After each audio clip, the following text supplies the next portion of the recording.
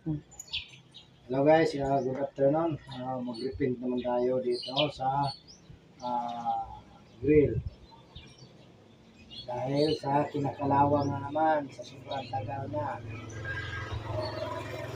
Kaya kailangan ng i-repaint para hindi lalong lumala.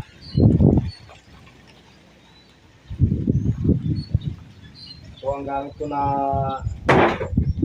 primer na black epoxy. Ito guys, kaya medyo malapot, parang alkitran siya guys, dahil epoxy ang gamit ko.